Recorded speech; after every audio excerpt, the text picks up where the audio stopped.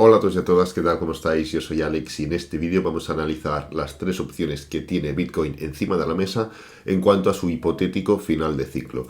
Así que empezamos.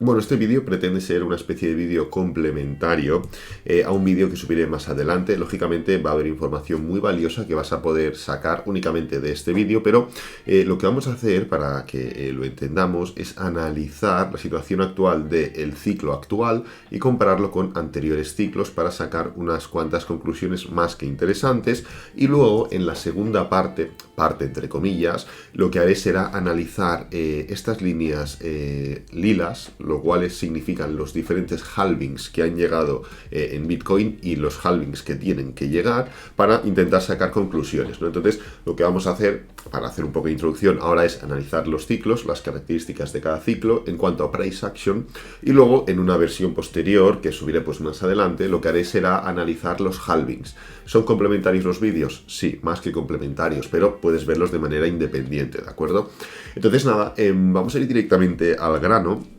Porque, a ver, tenemos encima de la mesa diferentes hipótesis sobre lo que puede pasar con Bitcoin. Como sabéis, se habla de... Estamos en una época tan confusa que se habla tanto de, no, este año llegamos a 100.000, como se habla de, no, este año ya iniciamos un ciclo bajista y nos vamos a poner sobre los 9.000, 20.000, incluso pues la gente más catastrofista, incluso que lo que quiere es hacer daño, única y exclusivamente, habla de 5.000, ¿no? Y está muy bien analizar lo que puede pasar en referencia a lo que estamos viendo actualmente, pero sí que es cierto que si analizamos lo que ha pasado anteriormente, podemos tener otras posibilidades y argumentar de manera más sólida eso que comentamos, ¿no? Entonces, lo que voy a hacer es replicar los ciclos anteriores, solo los ciclos alcistas, ya que, pues, lógicamente el mercado se mueve por impulsos y correcciones, pero claro, si buscamos entender un comportamiento más profundo, pues tenemos que analizar únicamente o entender que las correcciones en una temporalidad grande son ciclos bajistas, ¿vale? Entonces,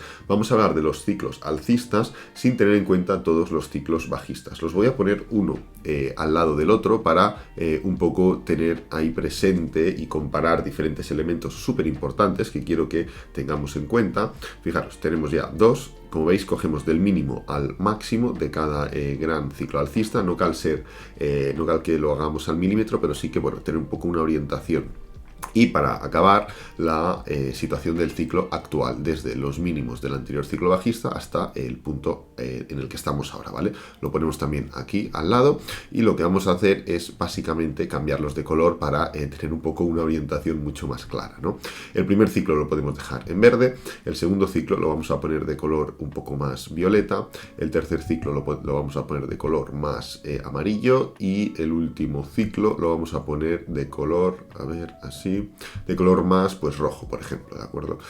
Entonces, ¿qué es lo que estamos viendo? ¿Cuáles son las características de los ciclos que estamos viendo actualmente? Como veis, algo que ya habíamos comentado anteriormente es que los ciclos, pues lógicamente tienen movimientos grandes, correctivos entre medio. O sea, pese a el gran movimiento parabólico final, pese a los diferentes grandes movimientos parabólicos que tienen entre medio, todos los ciclos tienen épocas en las que las correcciones son más grandes de lo habitual, ¿ok? Esto es algo de lo que no nos podemos salvar porque pese a que en términos generales el ciclo sea alcista o el movimiento sea muy alcista, hay movimientos bastante bajistas entre medio, ¿no? Es ahí donde entran los máximos y mínimos decrecientes, crecientes en gráfico semanal, mensual, etcétera, etcétera. Esa es una de las características. Otra de las características es que el movimiento cada vez es menos parabólico. Como veis, el primer ciclo, el verde, fijaros qué verticalidad tiene el movimiento. El segundo ciclo ya tiene una verticalidad menor. El tercer ciclo mucho menor y el cuarto, que es en el que estamos ahora inmersos, mucho menor aún respecto tanto al tercero como al segundo como al primero, ¿no? ¿Esto por qué es? Hombre, pues es una característica propia o es algo inherente a la mayor adopción, mayor seriedad del activo. ¿Estamos en una etapa muy inicial? Sí, pero como veis, poco a poco cada vez se comporta como un activo más serio. Esa es la segunda característica que podemos tener en cuenta y ya una tercera, relacionada también con esta, el movimiento cada vez es menos parabólico y cada vez es menos alto. ¿Qué quiere decir? Que el retorno, el ROI, cada vez es menor. Como veis, el primer ciclo llega a un punto, el segundo llega a otro, el tercero llega a otro y el cuarto está en otro punto inferior. Por lo cual ya tenemos otra característica que, si bien va asociada con la anterior, también es una característica propia. Finalmente, tenemos una última característica muy importante y, en mi opinión, la más importante, y es la duración de los ciclos. Como veis, el primer ciclo tiene una duración X, el segundo ciclo tiene una duración X menos otro valor, el tercero tiene una duración aún menor y el cuarto tiene una duración aún menor. Claro, el cuarto aún no sabemos hasta dónde puede llegar. Ahora hablaremos un poco de esas características. Pero como veis, nos planteamos y nos ponemos encima de la mesa analizando los diferentes ciclos. Primero, que tienen correcciones grandes entre medio. Segundo, el movimiento cada vez es menos parabólico. Tercero, el movimiento cada vez es menos, tiene menos retorno, ofrece menos retorno. Y cuarto, el movimiento cada vez es más largo, más duradero.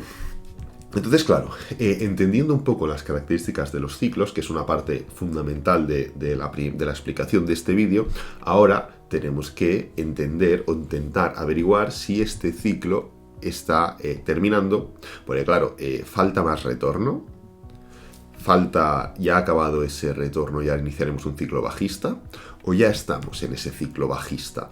Entonces vamos a poner encima de la mesa esas tres posibilidades y vamos un poco a intentar desarrollarlas, ¿de acuerdo?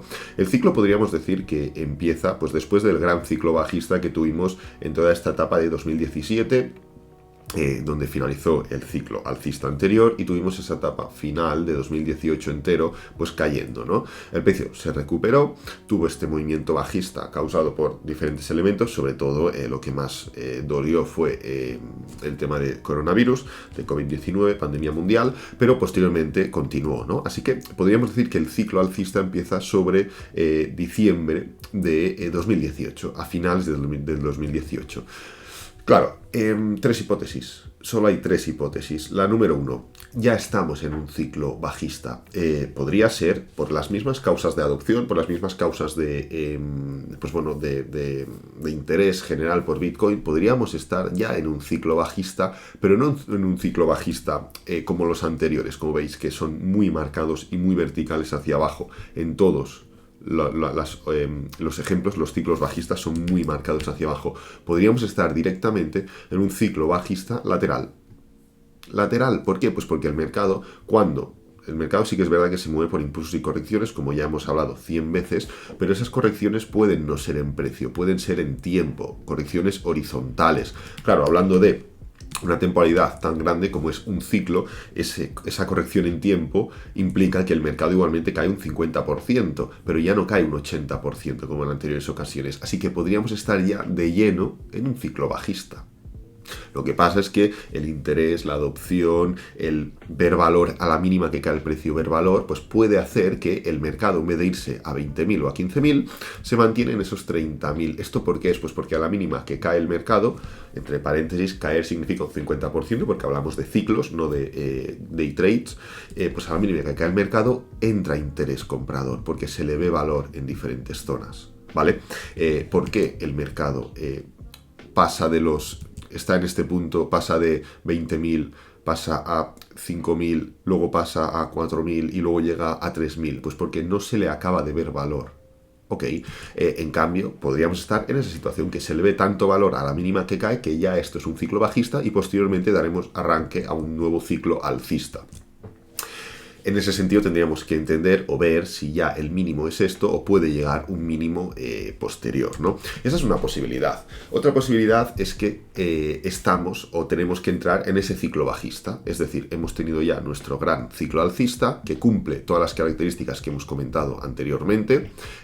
Cada vez más tiempo, menos verticalidad, menos retorno, correcciones intermedias y demás. Por lo cual ya hemos acabado el ciclo alcista y estamos en espera o en esos inicios de un ciclo bajista. Claro, ahí ya entran otros factores, como por ejemplo, hasta dónde puede caer, 20.000, 15.000, 5.000. Eso ya es muy subjetivo y depende mucho de cada persona, pero sí que es cierto que sería una posibilidad. Ya hemos terminado el gran ciclo alcista con un gran retorno, con una duración mucho mayor que los demás, y ya la falta de fuerza, la falta de continuación está dando paso a ese gran ciclo bajista que tiene que venir actualmente. Claro, si midiéramos el máximo anterior o el máximo más grande que habríamos tenido en este hipotético ya ciclo alcista y bajamos un 80%, que es lo que suele caer el precio, podríamos rondar los 14.000, 15.000. Es una posibilidad, ¿por qué no? Es una opción más que válida teniendo en cuenta la duración, teniendo en cuenta el contexto en el que estamos, sociopolítico, geopolítico, bélico incluso, inflación, económico, en fin, muchos elementos, ¿no? Esa sería la segunda opción. Pero ¿y la tercera cuál es? Que aún no hemos terminado este ciclo alcista. Es una posibilidad realmente, porque cumplimos esas características que hemos comentado anteriormente en cuanto a los ciclos, en cuanto a la diferencia de todos los ciclos. Y ahora lo que terminaríamos es de acabar de generalizar esta corrección en la que estamos actualmente y pues posteriormente dar un nuevo gran movimiento parabólico para finalizar este ciclo alcista y luego ya dar paso a un nuevo ciclo bajista. Esto sería sería únicamente un movimiento de... esto sería solo un gran movimiento correctivo en medio de un gran ciclo alcista para dar una gran continuación. Como veis, normalmente los ciclos cuando llegan al mínimo, ciclo bajista, movimiento parabólico, ciclo bajista, movimiento parabólico, ciclo bajista. Aquí ya tuvimos una época en la que en vez de movimiento parabólico, lo que hizo el precio fue aguantar durante una época hasta que vino el COVID y luego ya llegó ese movimiento parabólico. ¿Por qué no podríamos estar en una gran corrección para un movimiento parabólico previo? Posterior. Claro, esta teoría implicaría que pues aún quedarían máximos históricos por recorrer, máximos históricos por alcanzar, por testear, previo a un gran, posteriormente, previo exacto a un gran movimiento bajista posterior en forma de gran ciclo bajista, ¿vale? Luego ahí la incógnita sería pues entender si es totalmente compatible que el precio, por ejemplo, se vaya a 30.000 durante un mes y luego continúe y haga ese gran ciclo alcista acabando a finales de año o a finales de este trimestre, del último trimestre, en máximos históricos, ¿no? No sería para nada incompatible, pero pues bueno, habría que definir en ese sentido esas diferentes hipótesis. Entonces, a modo de conclusión, como veis, analizando la base de los ciclos anteriores, podemos sacar características tanto de esos ciclos como valorar diferentes hipótesis en cuanto al ciclo actual. Como habréis entendido, este vídeo no pretende hacer una predicción de dónde vamos a llegar, sino que pretende ponernos encima de la mesa las distintas posibilidades en función de elementos analíticos concretos, ¿no?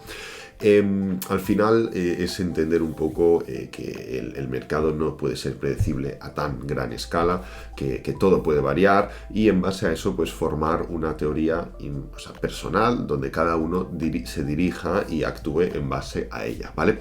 Así que nada, esta parte termina aquí. Posteriormente, en otro día, en otro vídeo, pues veremos una segunda parte no relacionada directamente con este vídeo, pero sí con muchos elementos pues enlazados, donde analizaremos el halving con el ciclo y ahí también podremos sacar nuevas conclusiones.